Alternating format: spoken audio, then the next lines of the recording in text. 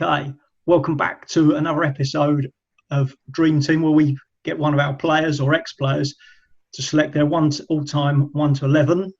And today we've got Tommy Kenton with us. So, quick little introduction to you, Tom. When did you stop playing for the club?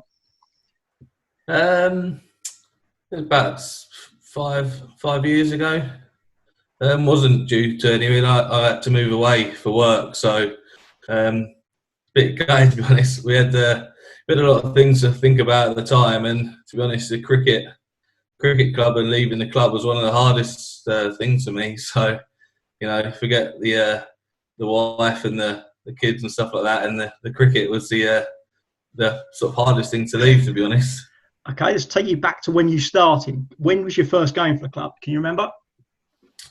I remember, I think I was 14.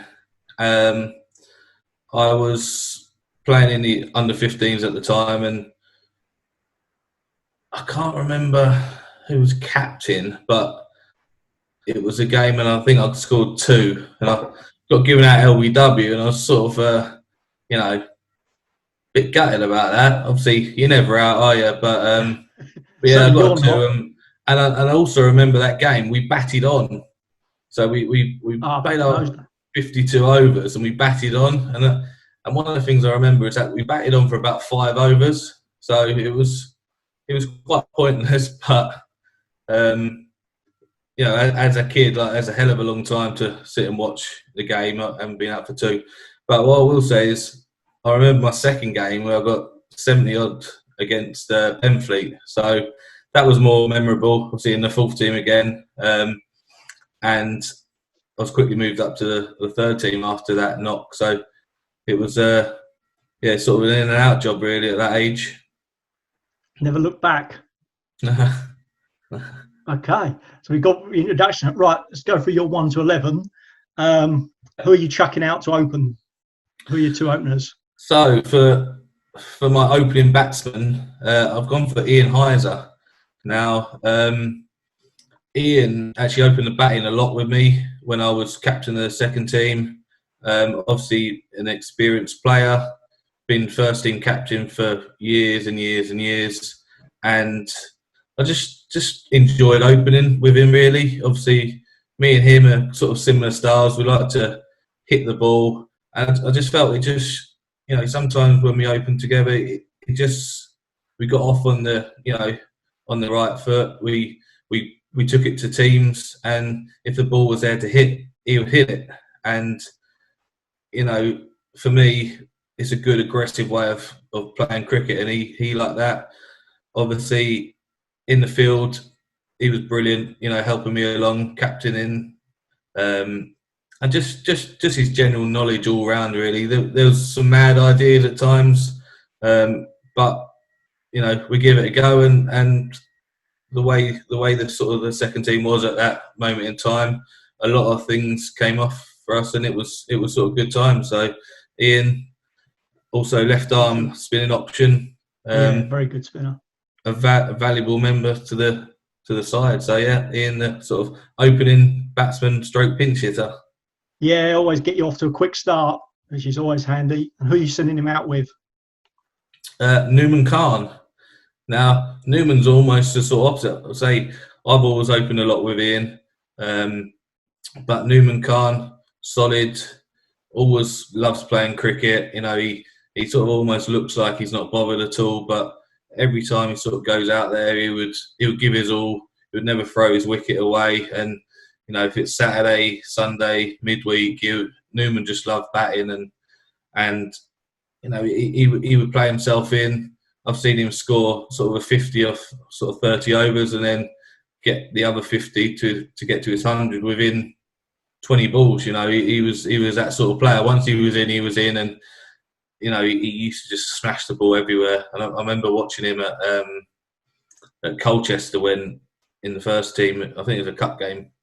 And Newman, with a good bowling attack, remember him just smashing their opening quick bowler back over his head for 6, and it was just like the guy's class. He's been around for years, and arguably it'd be in sort of anyone's top 11 in this club, to be honest. Not one for running, Newman, though, is he? No, he wasn't. But in them, in the early overs, fields up. If he crashes a ball through for four a couple of times, you're up with the run rate. Obviously, he's opening with Ian. He's in no hurry. Ian's at the other end, sort of chipping away, going over the top, sort of taking the game to them. So, class opening lead. Yeah, solid, absolutely solid opening batsman. Yeah, so it's just guarantees runs. Yeah, I'd say so. Yeah, done it at all levels. Been a club man for years. So he's had a few ventures to other clubs, but at that sort of level, when you're performing well, there's always other clubs sniffing around, and he got enticed by a few in the past, but he's always ended up back at Southend, and we're sort of grateful to have him. So he gets in my side. Great pair to open with. So okay, so 3 and 4, who are you going for? Who's going 3? So number 3 is Kevin Grant, and obviously he did open a fair amount for my side. See, all these players, the majority of my team are players that I've played with and sort of done well for me as a captain and stuff like that. So Kevin's batting at 3, and he's a bit of a safety net, really. Obviously, Ian likes to sort of tee off and get to a quick start, but if he doesn't and he gets out quickly, then we've got Kevin Grant to come in. So him and Newman could almost act as the opening partnership if Ian goes, and if not, Kev's the sort of player that could he can bat to any circumstances, really, and also one of the best bats if you're chasing a total. He's not phased by, we're chasing 270 here. He just go about his business, and he just absolutely churns out runs. And again, since the merger with Echo, been a valuable member of the club. Yeah, he must be a captain's dream, because you just know you've got 700 runs for a season with Kev, don't you? Absolutely. It's one thing you haven't got to worry about. Send him out, and you see him at tea pretty much. Yeah, can't go wrong there. Yeah, and again, another person would never throw his wicket away. If the going's a bit tough, he just knows to battle through there. Obviously, it comes with experience. He's played high level for a long time. And, for me, as a young captain when I was, another sort of person that I can sort of turn to if, what do you think I should do here, Kev? Sometimes you'll even throw him the ball and just go on, have a ball. He's taken many a wicket for me just at the spare of the moment if we, nothing much is going on, and again, another one of them players who can sort of do a bit of everything. He's even kept wicket for me a few times. Yeah, it's frustrating. It's annoying players like that, isn't it? Like you say, like Kev, anything you want him to do, he just does it. Yeah. It's not fair enough. Me and mortals. In the second team as well, you get a call off in the first team, you lose a player. So if a keeper goes up, you're sort of stuck. If a bowler goes up, you're stuck. So Kev was there to bowl, bat, field, he'll do everything. So again, great clubman and a valuable member of my team. Okay, number 4. So number 4 is a bit of a different one. There's a bit of a story behind it, really. I've gone for Dave Alcock. Okay. And obviously he hasn't been around the club for a few years. I think not even since the merger. But obviously I've been at the club for years and years and years.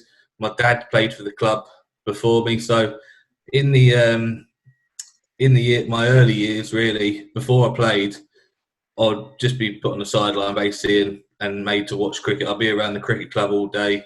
And one of the players that used to sort of play for the second team with my dad was Dave Alcock. And I don't even know why, but it was just when he scored runs, he took wickets. He was just an all-round good guy. And you don't even know why you idolise people at times. He was just one of these people. I think he scored good runs. He was a decent bat. And I just remember when I was growing up just thinking, Dave Alcock is a class player. And, it was before times where you're watching a lot of TV really with cricket on it. So I could never turn on Sky Sports News and there'd be cricket on there all day. There's no IPL or anything like that. So my cricket fix would be at the weekend watching my dad and watching Southend sort of play. And obviously, if anyone knows my dad, he's a sort of an opening bat who blocks it a lot. He plays the cut shot, the dab shot, and pretty much the opposite of me, pretty much. So I couldn't really idolise my dad in sort of cricketing terms. In other walks of life, yes, absolutely. But in cricketing terms, when it comes to cricket, I didn't want to be like my dad. I didn't want to be the boring opening batsman who got sort of the 50 every week and then, but took a long time. I wanted to be the person, and sort of Dave Alcott just sort of stuck in my mind as personally it was great when I was a young lad. That's good. So Dave would have been one of your influences growing up around that time. So who else were the other sort of senior players in the twos when you were coming through? Was that the Porters? Yeah, so when my dad obviously played second team, I think Dave was sort of in the first team. We had Craig Porter, we had Ben Watham's dad, obviously Steve, and so the cricket club was in a good place. All lovely fellas. We had a cricket tour going, and obviously going down to Devon for 50 odd years. We had a great atmosphere around the club at them times. I thoroughly enjoyed my childhood growing up around the club, and and sort of as a sort of older member of the club now, you never know who's sort of watching you as a kid, and little sort of gestures you're doing, and who's watching you on the pitch, and some of the young lads growing up now and young girls might be watching the second team and the first team thinking, "Oh, he's a good player," and they might truly believe he's a good player, even though he might not believe it himself. So there was some great players at that time that I believe myself. They might not think it themselves now, but at that point, we had Rupert and Simon Duke. Rupert was a quick bowler. Simon Duke was a batsman. He used to just hit the ball everywhere, and it was and Simon Humby used to open the batting with my dad. So there was some memorable names there throughout the club. Obviously, a lot of these sort of the newer people wouldn't sort of remember those names, but at that time, watching my dad play and watching the second team, the first team, it was sort of good times growing up. Yeah, great sort of people to learn off as well. Yeah, absolutely. Yeah, okay. Definitely. So it's coming on to your middle order. Who's fine? Yes. So it's coming sort of to a bit of a modern era now. Obviously, Ben Watham is my number 5. Arguably one of the best players the club's ever had. Should have done a lot more with his cricketing ability. And at number 5, totally imbalances my side really, but I think that's something that Watham's done his whole career as well, because obviously he's an opening batsman as well, and opening bowler as well. Yeah. So he takes the middle order. He takes the new ball as well. Class bowler, always takes wickets, line and length, top of off. Watham's always on the mark. Nice bit of pace, nice bit of height. He's a trouble for anyone at sort of our sort of level. So he's a good guy in the clubhouse and in the bar as well. One of the few blokes who's the most opposite on and off the pitch. Lovely bloke off the pitch. On the pitch, white line fever.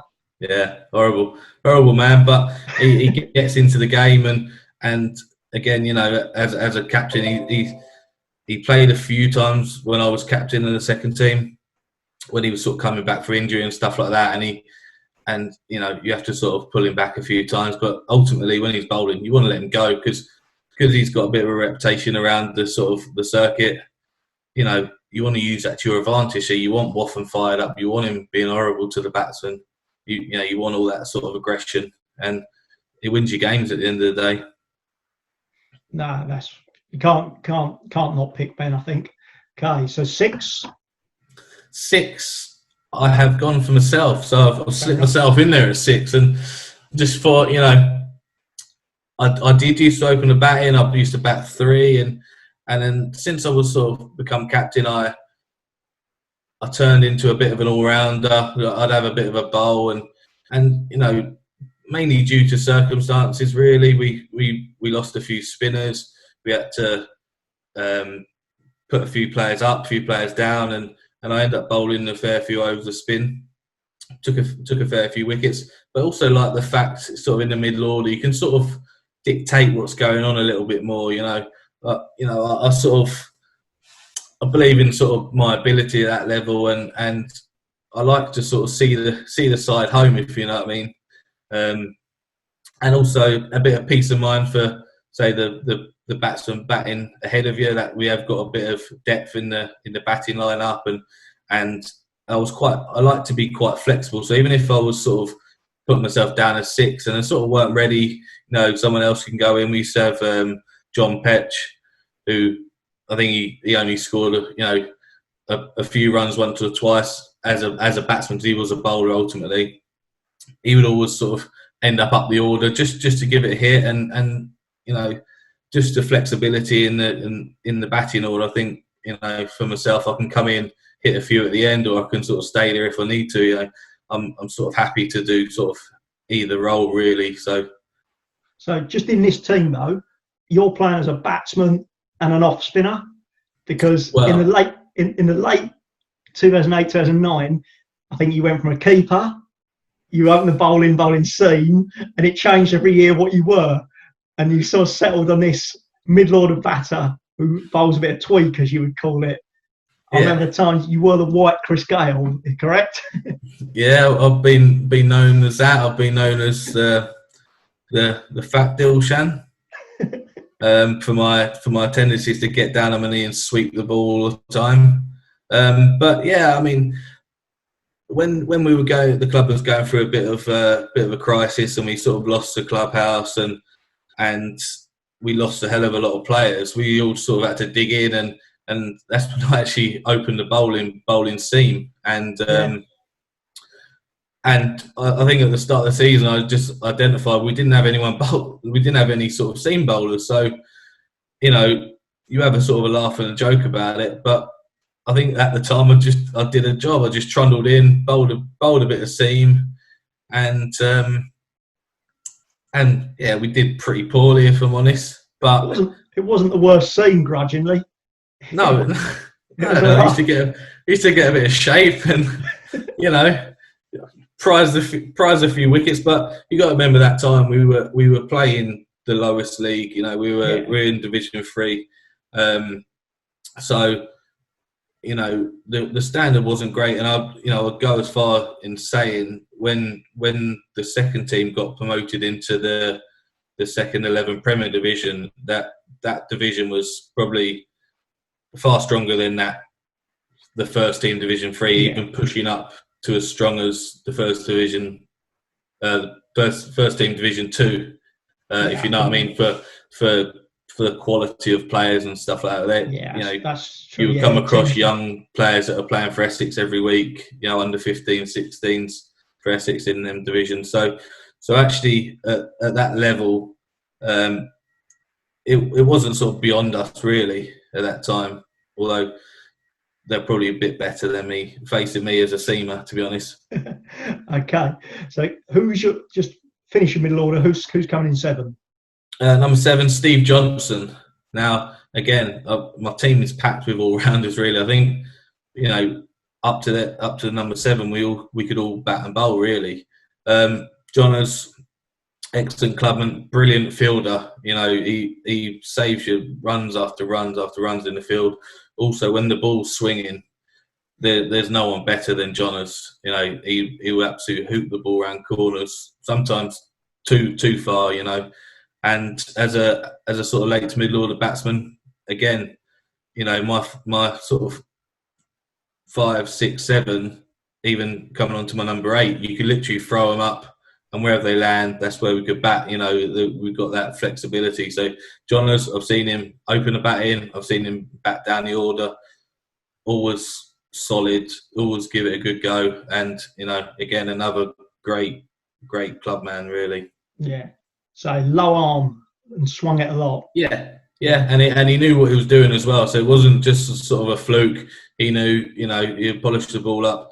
And I've had a couple of games. We had a few games in a row for the second team where I think he bowled 26 overs in one game when you were allowed to do that, because we were just one of them weeks when you're short, and John has had to do the job. And he was saying, you know, if anyone knows John as well, if you give him a little challenge, he sort of relishes in it, and he'll go, you know, he likes a little challenge and give it a good crack. And even the week after, he was like, I'm ready for my 26 now. And it became like a sort of ongoing joke. And I think another time he bowled like 23 overs for me, and it was sort of like teams, you know, a few years ago before there were sort of restrictions, would sometimes have bowlers who did that, and just bowl all day from one end, and they just settle in for the day.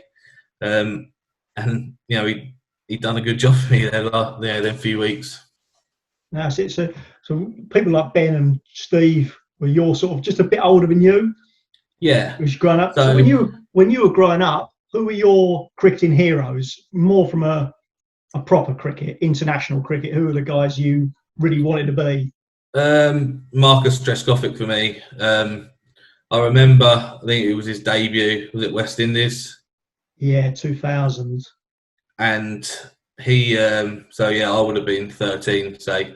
And I just remember watching a test match, and he was from his club in sort of Bristol, Somerset, where he's from. And I just remember them saying for however long Trescothick's batting for, there was going to be some sort of promotion on the bar and stuff like that. And I just remember him batting for hours and hours and hours, and just sort of imagining to myself what our cricket club would be like if that was one of our mates out there playing for England, and the sort of pride that you'd sort of feel sort of, you know, with one of your own players batting for England, and everyone would be watching it on telly, and the bar would be sort of flowing, and you know, the great atmosphere around the club, and you know, for obviously his batting style, I just loved the way he would sort of just stand and deliver and sort of just crash the ball through the offside, and he'd play the sort of one-day games. And again, you know, from what I said about Ian Heiser, I just loved the way like he would go over the top of cover early on. He'd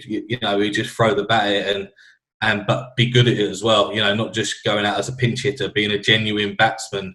You know, at them times he was facing Brett Lee, he was facing Shoaib Akhtar. So you know, these were no mugs that he was batting against. He was a class all-time great sort of thing. Yeah, and he's the one bloke, I think, from that era who, if England could get him into their team now, he would be a white ball cricketer. In the IPL, he'd be a gun. I don't think people realise just how good he was. Yeah, and I also remember doing a sort of one-on-one with the club years ago, and when I was I think we done it for the Southend website, and I remember saying Trescothick is my favourite player, and at that time is when he sort of had his sort of breakdown and mental illness, and I remember sort of quoting, like, you know, how can travelling around the world playing cricket be stressful, and obviously that was before any of this sort of mental health sort of really anyone sort of knew about it. And obviously since then I've sort of read his books and stuff like that, and to be fair, like for the stuff he's gone through and you know what he's had to put up with and deal with in his life, and you know, it's not as easy as just going out and playing cricket in Australia. You know, it's long hard tours and stuff like that, which we all think would be a novelty, but when you're sort of thrown into that, you sort of got to respect them, and I think a lot of cricketers in their books all say similar things, really, that how hard it is to tour Sri Lanka, Australia, New Zealand, India, Pakistan at them times, and sort of not find it stressful at all. So fair play to him for having such a long sort of county career because of it, because he's had to sort of battle through a lot, and to churn out them runs every single year that he did for Somerset, you know, he's still up there as one of my heroes. I was looking today, doing a bit of research, and he actually has a higher strike rate in white ball cricket of T20 than any of Bairstow, Roy, Hales, Morgan or Stokes. I think that just shows how good he is or was. And I don't think people realise just now just what England missed out on there, I think. Yeah, and sort of when he was playing, they say, he's got no technique. He don't move his feet, and he throws his hands at the ball. Well, look, there's your proof, isn't there? You know, and that's what I loved. It was simple, but he should just belt the ball through there, and you know, again, he is up there, one of the greats. Definitely, it's just a shame he didn't play more for England. But that's how his career went, and that was it. Possibly now they might just say, look, if we haven't got an opener, you just play home games. They talk about playing people in India because they're specialists. Yeah. Well, perhaps now they just say you just play home games if that suits you. Yeah. Because it's worth it for the runs. But oh yeah, if you'd take that all day, you'd take that all day. Great slip catcher as well. Yeah, and again he put on the gloves when he needed to as well. So and I think he bowled a little bit as well. Yeah, a little bit of medium. Okay, back to your team. Number 8. So number 8, I've gone for Chris Mayer. Now, Chris Mayer obviously wasn't part of the original Southend team. He come during the merger. I believe he was captain when he was at Echo. And for me, he's again batting wise, he's probably too far down the order. He was a solid bat, great technique. Paced himself. Wasn't a guy who would sort of go and tee off and score you quick runs, but he was a proper batsman. And as a bowler, I've sort of mainly got him in my side because when we sort of went through the good spell, I think we got back-to-back promotions to get promoted into the second 11 Premier Division. Chris would sort of always bowl the sort of last 10, 15 overs from an end. And obviously we'd actually bowl a lot of sides out. And Chris was a key part of that because he just had a knack. He had a very, very strange action, almost like he was throwing it. But he had slower balls, he had quicker balls. Again, a bit like Ben Waffen, he got in the batsman's head. He'd throw the ball at him. He'd get angry. He'd have a tantrum. But all these little things ultimately won us games. And we had a long run of games where it was almost like it's too early to bowl, too early, and then bang, he'd come on and bowl 10 overs and mop up tails.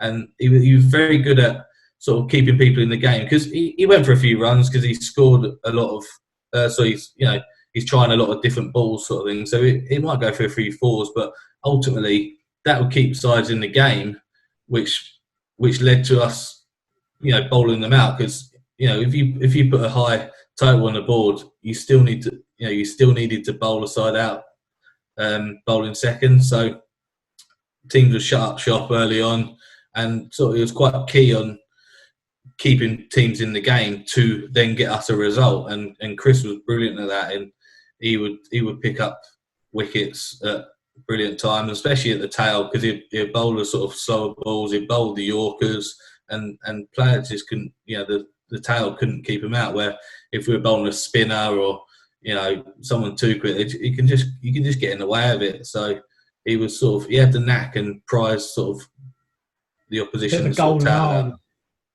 Sorry? Bit of a golden arm. Yeah. And it almost become just a routine, and that's what we do, and we had great success with it. So, he gets in my side of that. Obviously, I've got quite a lot of seam in my attack now. Fair enough. So who you go to? So 9. So 9, I've got my keeper. So for me, he was one of my best mates, and sort of still is Andrew Callaway. Now, for a long time he was in the first team just as a specialist fielder. He liked being up there with Johners and Wolf and stuff like that. And it wasn't until we come back to the second team properly that he sort of took up wicket keeping again properly. And to be honest, he's one of the best keepers I've seen standing up. His glove work was great, and his batting was good as well. You could stick him in down the order and he'd be all right, or you get him right up there and he'd still be fine. So probably batting 9 is a bit harsh on him, but with all these all-rounders in the side, it's hard to balance the side. And I remember I used to always take him to the away game. So I used to have my old Escort convertible, and one of our sort of little things was we used to listen to Whitney Houston. And it was back in the day where you used to get 18 points for a win. So the volume had to be on 18, which was fairly loud, to be honest. So we'd pull up at a traffic light with Whitney Houston in an Escort convertible with the roof down. with on 18, we had a fair few looks, and we sort of like have to just put our sort of head down and just slide into our seat a little bit, and then we pull away. But again, that was sort of that was our ritual. We'd have breakfast in the morning, then travel to the away game, and it was me and Cals would do that, and to be honest, a night out weren't a night out without Cals either. Nah, good lad. I think everyone agree. He made the club great at that point. He was the life and soul of the party. That was Cals. Great lad. Didn't really back himself. I always thought was a keeper. Really good. Could have batted higher, but was always too down on himself, which is a shame. Yeah, and also that was another time where I think you played, Scott, when we were at Woodford Green away, and Callaway got so. I know you're going here. So drunk the night before that he kept wicket. Was it the first ball? Someone nicked it. Yeah, I was the one who was out with him that night. He stayed at mine. Yeah, really? As you say, Connor bowled first ball, shelled it, and then wandered off to find leg.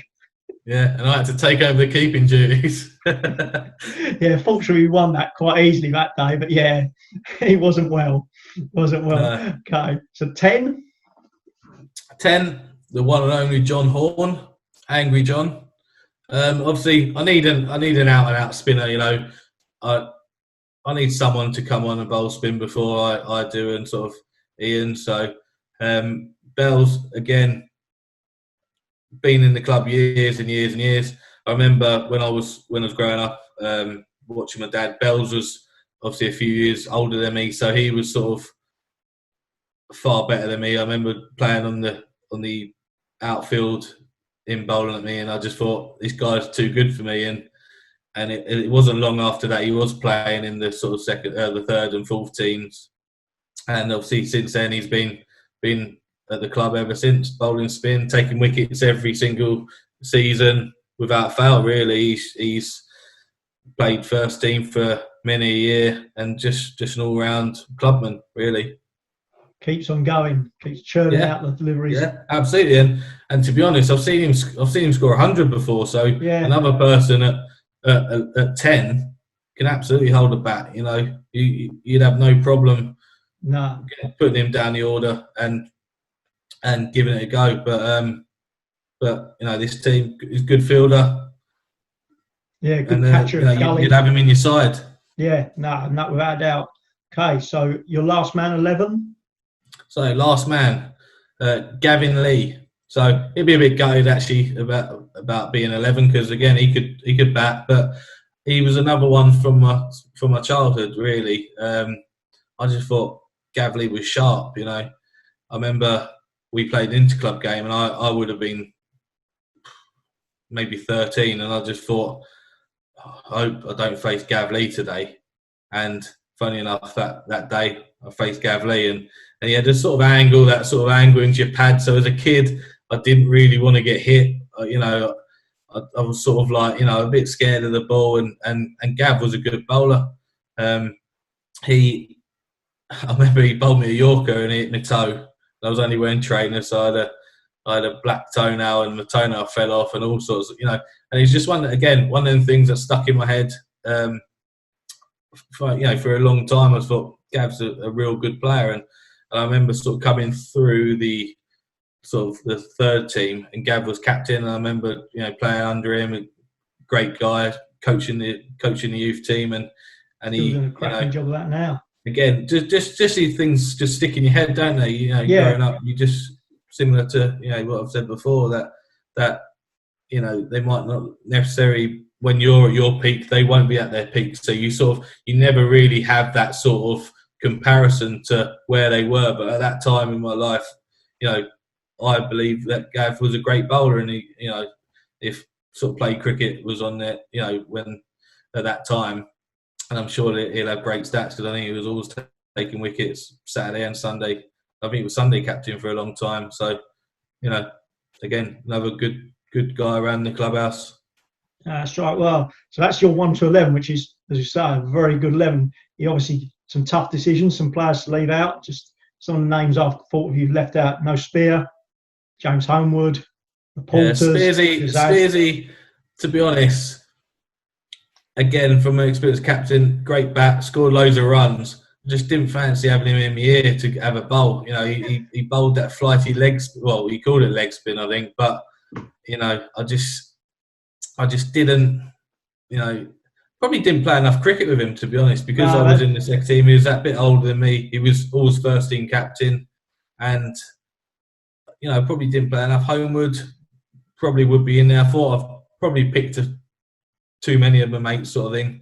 But again, came back when he come back from uni and scored loads and loads of runs. Got to carry on with your list.